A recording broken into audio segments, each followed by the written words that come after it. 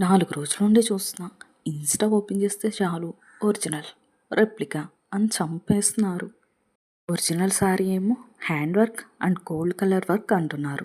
Replica ఏమో machine work and silver colour work అంటున్నారు. మళ్ళీ వర్క్కి మధ్య స్పేస్ చూడండి అంటున్నారు. ఒరిజినల్ శారీ ఏమో 6,000 అంటున్నారు.